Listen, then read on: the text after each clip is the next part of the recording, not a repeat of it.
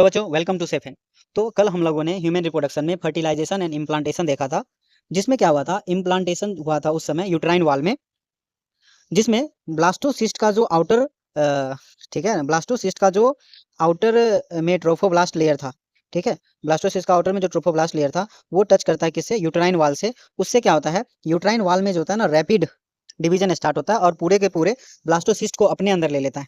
ठीक, उसे बोलते हैं इम्प्लांटेशन। एंड अब उसके आगे क्या होता है, प्रेगनेंसी स्टार्ट होता है। एनसीईआरटी का एक लाइन भी था कि इम्प्लांटेशन है ना लीड्स टू प्रेगनेंसी। इसी लाइन पे इम्प्लांटेशन को खत्म किया था एनसीईआरटी ने। तो आज हम लोग यहीं से स्टार्ट करेंगे, जिसमें पढ़ेंगे प्रेगनेंसी एंड एम्ब्रियोनिक डेवलपमेंट। ठीक है, इम्प्लांटेशन लीड टू प्रेगनेंसी। अब इम्प्लांटेशन हो गया तो उससे क्या होंगे, प्रेगनेंसी आगे लीड करेंगे। ठीक है, मतलब वहां से हम लोग बोल सकते हैं कि प्रेगनेंसी अब आगे होगी। आफ्टर इम्प्लांटेशन, इम्प्लांटेशन के बाद finger like projections appear on trophoblast, जो ट्रोफोसिस्ट के, ठीक है, ब्लास्टोसिस्ट के जो आउटर लेयर में जो सेल प्रेजेंट थे उसका क्या नाम दिया, ट्रोफोब्लास्ट। अब उस ट्रोफोब्लास्ट पे फिंगर लाइक प्रोजेक्शन जो होते हैं ना वो अपीयर्स होते हैं। ठीक, और ये ट्रोफोब्लास्ट है कहाँ पे, यूट्राइन वाल के अंदर में। ठीक है, और वो फिंगर लाइक प्रोजेक्शन जो अपीयर होते हैं उसे क्या बोलते हैं, क्रोनिक विलाई बोलते हैं। ठीक है, chronic villi, chronic villi is surrounded by uterine tissue and maternal blood. ठीक है, अभी हमने जैसे कि मेंस्ट्रुअल साइकिल जिस समय पढ़ा था उसमें हमने देखा था कि इंडोमेट्रियल वाल जब ब्रेक डाउन करता है तो उसमें इंडोमेट्रियम का टिश्यू प्लस ब्लड वेसल्स जो प्रेजेंट थे वहां पे वो क्या होते हैं, रप्चर करते हैं और वहां से बाहर निकलते हैं ना, ब्रेक डाउन होता है और बाहर निकलते हैं। ठीक, तो अब ये क्या है, जो हमारा ट्रोफोसिस्ट है, ब्लास्टोसिस्ट जो है हमारा, ठीक, वो इम्बेडेड है अंदर यूट्राइन वाल, तो वहां पे ब्लड वेसल्स प्रेजेंट है और यूट्राइन का टिश्यू के अंदर वो है। तो वहीं पे लिखा है एनसीईआरटी ने, chronic villi surrounded by uterine tissue and maternal blood. Clear हो गया। इसके बाद हम लोग देखते हैं, the chronic villi and uterine tissue become interdigitated with each other. मतलब ये क्या है, इंटरडिजिटेड जो है ना, ये है सेल जंक्शंस, जिसमें क्या होते हैं, इस तरह के सेल जंक्शंस बनते हैं। ठीक है, जो आपस में इंटरडिजिट होते हैं, जैसे फिंगर लॉकिंग होता है ना, उस तरह के ये इंटरलॉक बनाते हैं। तो क्या बोला है, chronic villi and uterine tissue become interdigitated into with each other, एक दूसरे के साथ क्या करते हैं, मर्ज कर जाते हैं। ठीक है, एक दूसरे से इंटरडिजिटेड लिंक हो जाते हैं।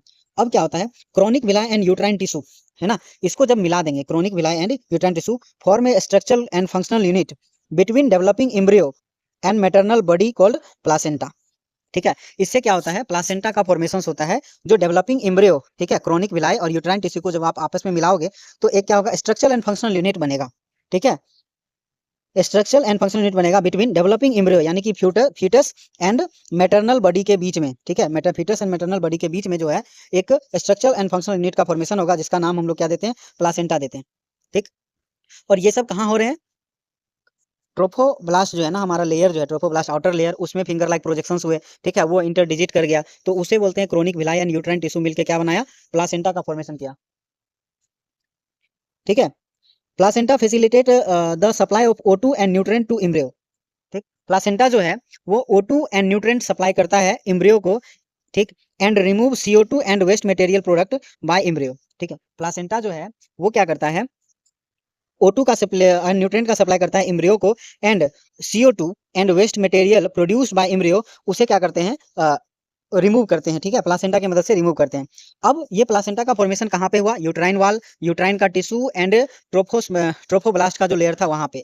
अब जो है एम्ब्रियो का फॉर्मेशन जो हो रहा है वो कहाँ पे हो रहा है, वो हो रहा है इनर सेल मास। ठीक है, इनर सेल मास और ट्रोफोब्लास्ट का लेयर है, तो इस दोनों के बीच में यानी कि प्लासेंटा और इनर सेल मास, ठीक है, इस दोनों के बीच में क्या होते हैं, अम्बिलिकल कोड प्रेजेंट होते हैं। Placenta connected to embryo. अब जो प्लासेंटा है वो एम्ब्रियो से कनेक्ट होता है through umbilical cord.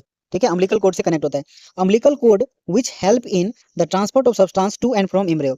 Umbilical cord जो होते हैं वो मदद करते हैं एम्ब्रियो से, है ना, वो मदद करते हैं एम्ब्रियो से प्लासेंटा तक ऑक्सीजन का लेना, है ना, ऑक्सीजन एंड न्यूट्रिएंट का ट्रांसपोर्ट या CO2 या वेस्ट प्रोडक्ट को ट्रांसपोर्ट करने के लिए। ठीक है, तो यहाँ पे हम लोग एक बार फिर से देखते हैं। यहाँ पे हमने देखा था कि ये क्या है, ट्रोफोब्लास्ट का लेयर है। ठीक है, ये ट्रोफोब्लास्ट का लेयर है। ठीक, अब ये क्या हुआ, इंटरडिजिट यहाँ पे लॉकिंग किया। ठीक है, एक बार मैं फिर से बनाता हूँ। ये हमारा क्या है, ट्रोफोब्लास्ट का लेयर है। ठीक, ट्रोफोब्लास्ट का लेयर है, एंड यहाँ पर हमारे पास क्या है, इनर सेल मास है। ठीक, जब ये इम्बेडेड किया यूटेराइन वाल के साथ, जब ये इम्बेडेड हुआ यूटेराइन वाल के साथ, ठीक है, इसे चारों साइड से क्या कर लिया गया, यूटेराइन वाल के साथ घेर लिया गया। ठीक, यूटेराइन वाल के साथ घेर लिया गया तो यहाँ पर, ठीक है, जहाँ पे यूटेराइन वाल से चलते यहाँ पर इन्होंने क्या किया, फॉर्मेशन किया किसका, प्लासेंटा का। यहाँ पर इन्होंने फॉर्मेशन किया किसका, प्लासेंटा का फॉर्मेशन किया, जो कि फिंगर लाइक प्रोजेक्शन था और इसमें ये मर्ज हो गया।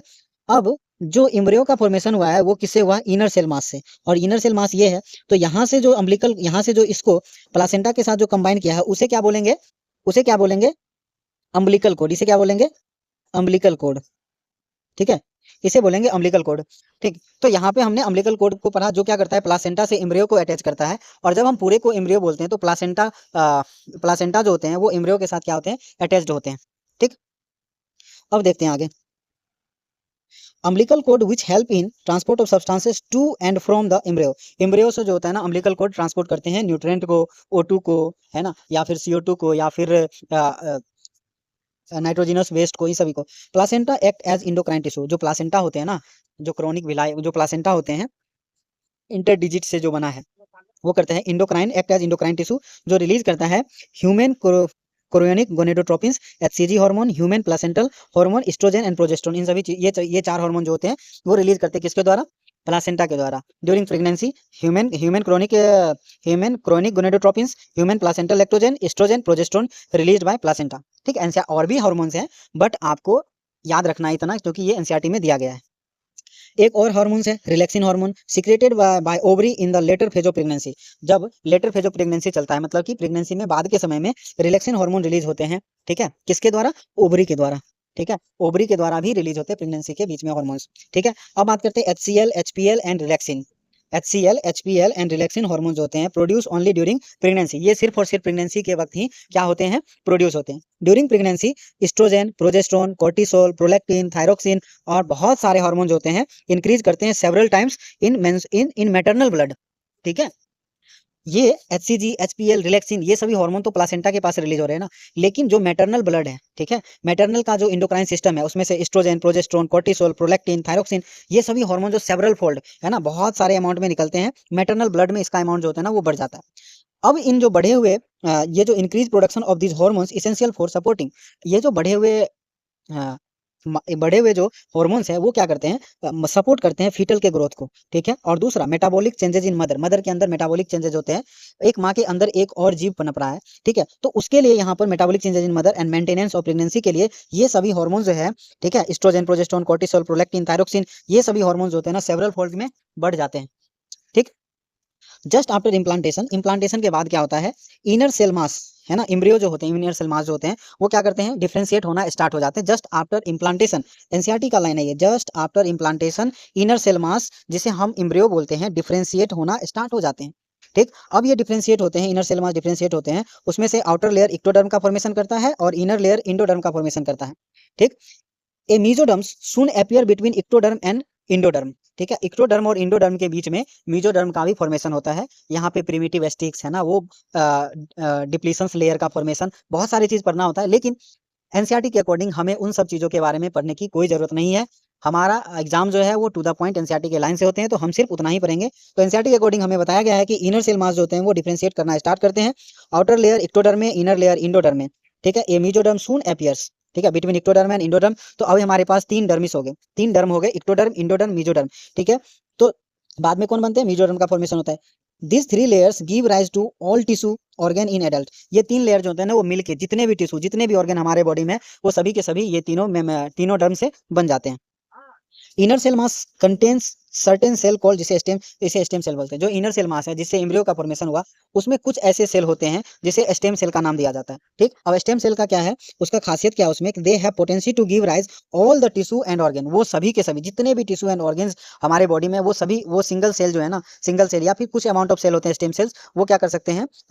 प्रोड्यूस कर सकते हैं, potency to give rise all the tissue and the organ. ठीक है, प्रेगनेंसी गेस्टेशन पीरियड जो होते हैं ह्यूमन फीमेल में, वो 9 मंथ का होता है।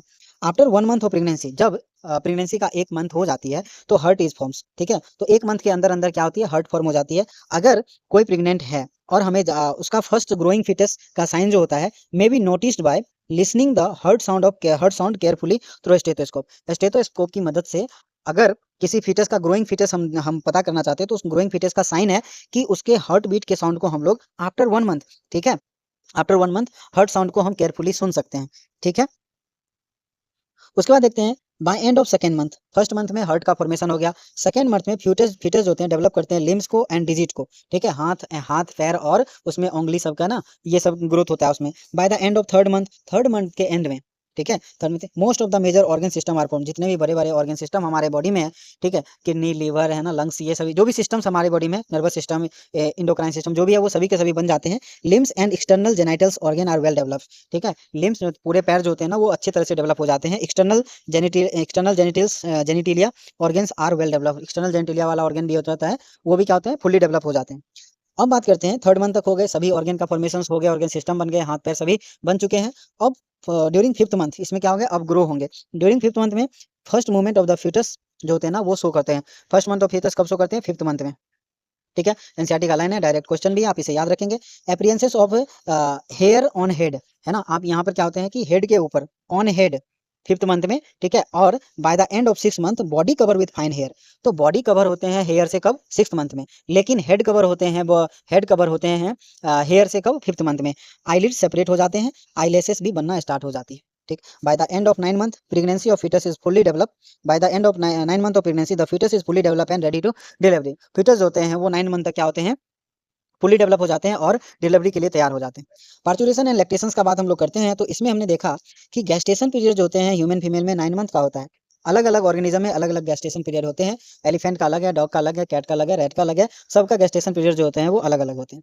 The process of delivery of foetus childbirth, foetus को चाइल्ड बर्थ यहाँ पे बोलते हैं, इज कॉल्ड पार्चुरेशन। अब क्या है कि पार्चुरेशन कैसे स्टार्ट होता है, पार्चुरेशन जो होता है वो इंड्यूस होता है कॉम्प्लेक्स इंडोक्राइन मैकेनिज्म। ये पूरा का पूरा क्या है, कॉम्प्लेक्स मतलब कि एक जटिल प्रक्रिया है, ठीक है, जिसमें कि neurons and the endocrine mechanisms के द्वारा, न्यूरॉन्स के द्वारा और इंडोक्राइन मैकेनिज्म के द्वारा ये जो होती है इंड्यूस होते हैं पूरे के पूरे पार्चुरेशंस। उसमें क्या होता है, the signal of parturitions originate from fully develop foetus and the placenta. तो आपको यहाँ पे याद रखना है कि जो सिग्नल ऑफ पार्चुरेशन होते हैं ना, ओरिजिनेट कहाँ से होते हैं, fully develop foetus and placenta, दोनों याद रखना है आपको। Fully develop foetus and placenta से क्या होती है, पार्चुरेशन होते हैं ना वो ओरिजिनेट होते हैं, पार्चुरेशन का प्रोसेस जो होते हैं, सिग्नल जो जाती है वो ओरिजिनेट होता है। इन सिग्नल का क्या होता है, जैसे fully develop foetus and the placenta which induce mild uterine contraction called foetal ejection reflex. Mild uterine contraction होते हैं, तो यहाँ पे यूटेराइन कंट्रैक्शन हुआ जिसे क्या बोलते हैं, फीटल इजेक्शन रिफ्लेक्सेस। तो यहाँ पे जो कंट्रैक्शन हुआ उससे क्या हुआ, न्यूरल सिग्नल का फॉर्मेशन हुआ। अब ये सिग्नल कहाँ पे जाएगा, इंडोक्राइन पार्ट्स में जाएगा। तो अभी हमने देखा ना कि कॉम्प्लेक्स न्यूरो इंडोक्राइन सिस्टम है, तो यहाँ पे ये सिग्नल कहाँ जाएगा, ब्रेन के हार्मोन्स के पास जाएंगे। This trigger the release of oxytocin from maternal pituitary. अब पिट्यूटरी इंडोक्राइनल पार्ट्स आ गए, ठीक है, तो ये क्या करेगा, मैटरनल पिट्यूटरी को सिग्नल देगा ऑक्सीटोसिन रिलीज करने के लिए। ऑक्सीटोसिन जो होते हैं ना स्मूथ मसल्स को कॉन्ट्रैक्शन करवाती है। Oxytocin act in uterine muscles and cause stronger uterine contraction. अभी हमने देखा कि कंट्रैक्शन हुआ था जिस वजह से सिग्नल गया था किसको, पिट्यूटरी ग्लैंड को, कि आप ऑक्सीटोसिन रिलीज करो। मैटरनल पिट्यूटरी ग्लैंड को सिग्नल गया था कि आप ऑक्सीटोसिन रिलीज करो, ठीक। अब वो ऑक्सीटोसिन रिलीज हुआ तो फिर से कंट्रैक्शन हुआ, कंट्रैक्शन का क्या हुआ, अमाउंट बढ़ गया, स्ट्रॉन्गर यूट्राइन कंट्रैक्शन हुआ। अब ये यूट्राइन कंट्रैक्शन फिर से स्टिमुलेट करेगा किसको, ऑक्सीटोसिन रिलीज कराने के लिए पिट्यूटरी ग्लैंड को, ठीक, तो फिर से रिलीज होगा। तो ये न्यूरो इंडोक्राइन जो सिस्टम्स है ना वो चलते रहेगा। इस वजह से क्या होगा, धीरे धीरे वो जो होगा यूट्राइन कंट्रैक्शन जो होगा बढ़ते जाएगा, और इससे क्या होगा, the simultaneous reflexes between uterine contraction and oxytocin secretions continue resulting in stronger and stronger contraction. इससे क्या होगा, धीरे धीरे क्या होगा, स्ट्रॉन्गर एंड स्ट्रॉन्गर कंट्रैक्शन जो होना स्टार्ट हो जाएगा। This lead to expulsion of baby out, ठीक है, इससे क्या होगा, बेबी आउट हो जाएंगे, बेबी बाहर निकल जाएंगे of uterus through birth canal, जिसे क्या बोलते हैं, पार्चुरेशन। ये न्यूरो इंडोक्राइन कॉम्प्लेक्सेस की वजह से, न्यूरो इंडोक्राइन जो साइकिल चला अभी, उस वजह से कंट्रैक्शन जो होंगे वो धीरे धीरे बढ़ते जाएंगे, और उस बढ़ने की वजह से क्या होंगे, expulsion of baby out of the uterus through birth canal के थ्रू वो बाहर निकल जाएंगे। Soon after the infant delivery, जैसे ही इन्फेंट का डिलीवरी होता है, the placenta is also expelled out, उससे क्या होता है, प्लासेंटा भी बाहर निकल जाते हैं, ठीक। Mammary gland of female undergo differentiation during pregnancy, ठीक। अब जो मेमरी ग्लैंड है वो भी क्या होता है, ड्यूरिंग प्रेगनेंसी उसमें भी क्या होता है, डिफरेंशिएशन स्टार्ट होते हैं। Mammary gland start producing milk toward the end of pregnancy by process called lactation. And के समय में, है ना, नॉट टोटल प्रेगनेंसी के समय में मिल्क का फॉर्मेशन होता है, एंड के समय में, प्रेगनेंसी एंड के समय में क्या होते हैं, लैक्टेशन स्टार्ट हो जाते हैं। Lactation help the mother eight feeding the new borns, lactation मदद करती है मदर को न्यू बॉर्न्स को फीडिंग करवाने में, न्यूट्रिशन प्रोवाइड कराने में। Milk produce in the initial days, जिसे क्या बोलते हैं, कोलेस्ट्रम्स, एंड इसमें बहुत सारे जो होते हैं ना एंटीबॉडीज प्रेजेंट होते हैं। Colostrum contain several antibodies absolutely develop resistance for new born baby. ये क्या करती है, रेसिस्टेंस डेवलप करवाती है, ताकि आप एक्सटर्नल जो भी इन्फेक्शन होने की पॉसिबिलिटी होती है उससे फाइट करवाती है, और इससे पेसिव इम्यूनाइजेशन होते हैं बच्चे का। Breast feeding during the initial period of infant growth is recommended by doctor for bringing up healthy baby. स्वस्थ बेबी होने के लिए, ठीक है, स्वस्थ बेबी होने के लिए breast feeding during the initial period of infant growing, initial period में जो मिल्क आते हैं कोलेस्ट्रम, उसमें बहुत सारे एंटीबॉडीज प्रेजेंट होते हैं एंड न्यूट्रिशनल वैल्यू बहुत अच्छा होता है उसका, ठीक है, उससे हेल्दी बेबी का फॉर्मेशन होता है। तो यहाँ पे हमारा क्या होता है, ये चैप्टर्स खत्म होता है ह्यूमन रिप्रोडक्शंस। अब हम लोग रिप्रोडक्टिव हेल्थ के बारे में पढ़ेंगे, तब तक के लिए ओके बाय।